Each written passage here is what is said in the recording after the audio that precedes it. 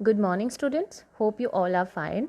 So, in the previous lecture, we have discussed about the air pollution and its control and the case study. So, in today's lecture, we're going to discuss about the water pollution and its control.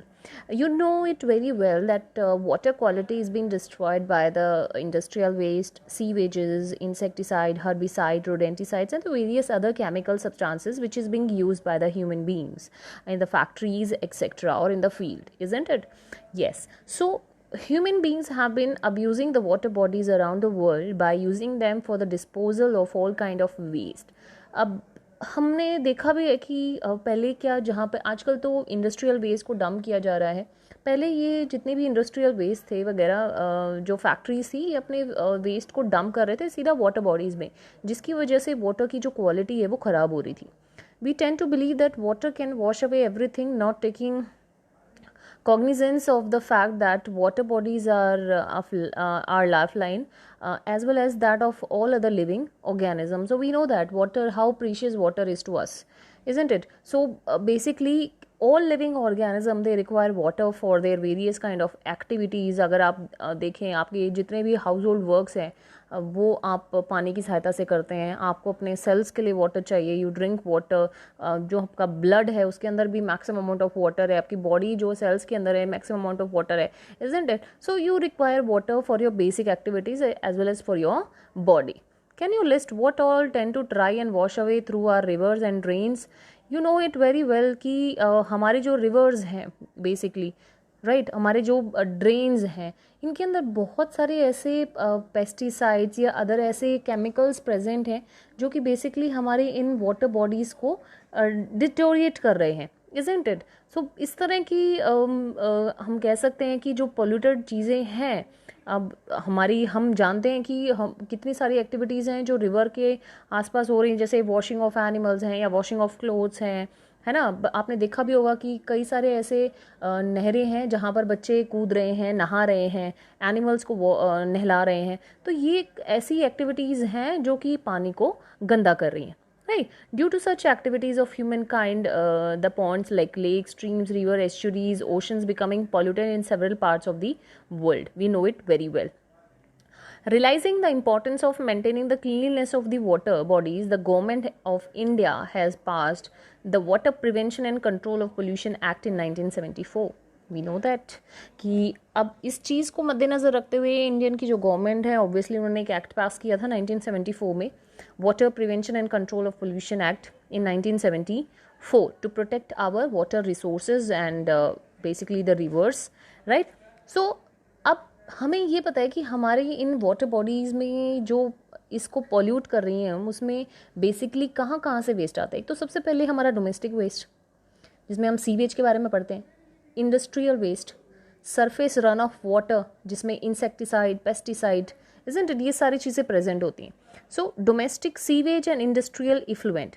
As we work with the water in our homes, in the cities and town, we wash everything into the drain. Have you wondered where the sewage that comes out the houses will go?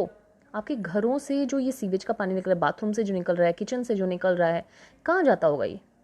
Obviously जो pipes हैं उनसे, उसमें आपके sink में जा रहा है. Sink से obviously various drain pipes fitted होती हैं, उन पाइपलाइन से फिर ये सीवेज ट्रीटमेंट प्लांट में जाता है. गांव में ऐसा क्या है? What happen is in the villages? क्या वहाँ पर भी इसी तरह के सीवेज ट्रीटमेंट प्लांट के जो पाइप्स हैं वो बिछाए गए हैं या फिर वहाँ से वो ड्रेनेज जा रहा है?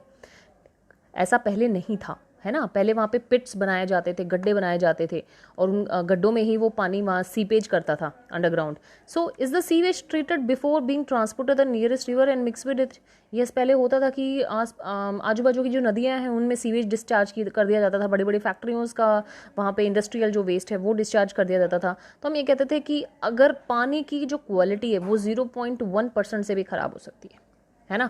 ह्यूमन कंजप्शन के लिए बिल्कुल भी फिट नहीं है. जहाँ पे अगर हम 100% वाटर को लेके चलें, उसमें 0.1% भी अगर इम्प्योरिटी है, it is unfit for human beings. अगर आप इस चार्ट में देखें तो यहाँ पर वाटर 99.9% दिखा रखा है. इम्प्योरिटीज़ उसमें 0.1% में, चाहे सस्पेंडेड सॉलिड है like sand, silt, clay, colloidal material जो पानी के ऊपर तैर रहे हैं, फीकल मैटर हो सकता है, बैक्टीरिया हैं, क्लॉथ के फाइबर हो सकते हैं, पेपर है, फाइबर्स हैं. तो ये चीज़ें इतनी नुकसानदायक नहीं जितना नुकसानदायक ये है last point, dissolve material. These are the nutrients, nitrate है, अमोनिया, फॉस्फेट, सोडियम, कैल्शियम। तो ये तो बिल्कुल पूल पार्टी है माइक्रो ऑर्गेनिज्म के लिए, क्योंकि ये डिजोल्व मटेरियल्स जो हैं वो माइक्रो ऑर्गेनिज्म बहुत एंजॉय करते हैं, and that makes the water unfit for drinking, right. So you also have read about the sewage treatment plant in chapter 10। तो हम पहले ऑलरेडी सीवेज ट्रीटमेंट के बारे में डिस्कस कर चुके हैं चैप्टर 10, जहाँ पे 3 ट्रीटमेंट की जाती हैं सीवेज ट्रीटमेंट में, प्राइमरी, सेकेंडरी एंड टर्शरी, है ना। So solids are relatively easy to remove. What is difficult to remove are dissolved salts such as nitrate, phosphate and other nutrients, toxic metal ions, organic compounds। तो बाकी solid चीज़, अब आपको पता है कि अगर सीवेज के अंदर कांच है बेसिकली, या फिर ऑयल है, या फिर टुकड़े हैं, पत्थर हैं, ग्रेवल्स हैं, लकड़ी है, ये सब फिल्ट्रेशन से निकाल देते हैं, sedimentation, filtration. What main thing जो हमारे सामने एक चुनौती है द डिजॉल्व सॉल्ट्स। तो मैंने अभी आपको बताया था कि एक तो पूल पार्टी हो गई माइक्रो ऑर्गेनिज्म के लिए, राइट। अगर इस चार्ट में आप देखें जो ऊपर यहाँ पे ग्राफ दे रखा है, दिस वन, यहाँ पे कॉन्सेंट्रेशन मेंशन की गई है ऑक्सीजन की, यहाँ पे देखो डायरेक्शन फ्लो का, राइट। सो सीवेज, अगर ये एक जंक्शन मेंटेन कर रखा है दिस वन, ठीक है, ये क्या है, एक जंक्शन जहाँ पे सीवेज को डिस्पोज किया गया है। तो व्हाट हैपन, पहले अगर आप देखें जो रेड कलर की दिखा रखी है डिजॉल्व ऑक्सीजन है, पानी में जो डिजॉल्व ऑक्सीजन होती है, और ब्लू कलर की दिखा रखी है हमारी बीओडी। तो before explaining this graph let me explain you what is biological chemical oxygen demand. मेरे पास 10 लीटर वाटर है, ठीक है। इस 10 लीटर में मैंने कुछ इम्प्योरिटीज़, मान लो 1 कह सकते हो आप, 0.1 लीटर मैंने कुछ इम्प्योरिटीज़ ऐड कर दी, ठीक है। माइक्रो ऑर्गेनिज्म लोड कहीं पे भी आजू बाजू में कहीं से भी हैं वो ऐड हो गए, ठीक है। क्या होगा, ये इस 10 लीटर वाटर के अंदर इम्प्योरिटीज़ बहुत ज़्यादा हैं, आप कह सकते हो न्यूट्रिएंट सोर्स बहुत ज़्यादा है, ठीक है। सीवेज डिस्पोज आपने यहाँ किया, तो क्या होगा, ये जो 0.1 में जो माइक्रो ऑर्गेनिज्म थे वो इन न्यूट्रिएंट्स को यूटिलाइज करेंगे, और यूटिलाइज करने के बाद क्या करेंगे, बहुत मोटे मोटे हो जाएंगे, दे विल स्टार्ट रिप्रोड्यूसिंग, है ना। रिप्रोड्यूस करेंगे तो उनके नंबर बढ़ेंगे। तो आपको ये पता है कि सीवेज के अंदर क्या होता है, ऑर्गेनिक मैटर। क्या होता है सीवेज के अंदर, ऑर्गेनिक मैटर। अब ये ऑर्गेनिक मैटर को माइक्रो ऑर्गेनिज्म डिकम्पोज करेंगे, और डिकम्पोज करने से वो उनके नंबर्स बढ़ेंगे। तो क्या होगा, जितने ज़्यादा नंबर्स बढ़ेंगे उनको क्या चाहिए, बेसिकली न्यूट्रिएंट्स तो वो ले रहे हैं, लेकिन किसकी प्रेजेंस में लेंगे, ऑक्सीजन की प्रेजेंस में। तो जितना ज़्यादा माइक्रोबियल लोड होगा, जितने ज़्यादा माइक्रो ऑर्गेनिज्म बढ़ेंगे, उनकी ऑक्सीजन जो डिमांड है वो बढ़ती चली जाएगी। ऑक्सीजन डिमांड बढ़ेगी तो पानी के अंदर डिसॉल्व ऑक्सीजन कम होती चली जाएगी, और जो बायोलॉजिकल ऑक्सीजन डिमांड है, यानी माइक्रो ऑर्गेनिज्म को जो ऑक्सीजन चाहिए वो ज़्यादा होती चली जाएगी, है ना। तो अभी उसको हम एक्सप्लेन करके देखते हैं यहाँ पर इस ग्राफ के ज़रिए। तो अगर आप देख सकते हैं इसमें, ये जंक्शन पे मैंने सीवेज पानी में डिस्पोज कर दिया। तो पहले बीओडी की कॉन्सेंट्रेशन कम थी, यहाँ पे अगर आप देखें तो ब्लू कलर से दिखा रखा है, और ऑक्सीजन की जो मात्रा थी वो ज़्यादा थी। सो जैसे मैंने यहाँ पे सीवेज ऐड किया, तो अगर आप देख सकते हैं कि जो ऑक्सीजन की कॉन्सेंट्रेशन है वो कम हो गई है, एंड बायोलॉजिकल ऑक्सीजन जो डिमांड है वो एकदम से हाई हो गई है। Look it here. So the biological oxygen demand या the oxygen required by the micro organism it reaches to high. यहाँ पे आप देख सकते हो बिल्कुल मैक्सिमम नंबर पे चली गई है BOD, that is denoted by the blue line, और ऑक्सीजन की कॉन्सेंट्रेशन कम हो गई है। एक टाइम पीरियड के बाद जब फर्दर उस पानी के अंदर हम मैक्सिमम फर्दर अगर माइक्रोबियल लोड नहीं डाल रहे हैं, सीवेज नहीं डाल रहे हैं, तो वाटर की क्लैरिटी जो है वो धीरे धीरे क्लियर होती चली जाएगी, बिकॉज माइक्रो जो लोड जो उनको न्यूट्रिएंट्स चाहिए थे वो कम होते चले जाएंगे। तो आफ्टर सम टाइम जो डिजॉल्व ऑक्सीजन है उसकी मात्रा ज़्यादा हो जाएगी और बीओडी की मात्रा कम हो जाएगी। इसका मतलब ये आप कह सकते हो कि बीओडी जो है वो इन्वर्सली प्रोपोर्शनल है डिजॉल्व ऑक्सीजन के, है ना। अगर पानी में डिजॉल्व ऑक्सीजन ज़्यादा है तो बीओडी कम होगी, और पानी में अगर बीओडी ज़्यादा है तो डिजॉल्व ऑक्सीजन कम होगी। क्लियर, ये कॉन्सेप्ट आपको समझ में आया। तो जितने भी हम कह सकते हैं कि जो हमारे डोमेस्टिक सीवेज है, they contain biodegradable organic matter which readily decomposed by the micro organism, है ना।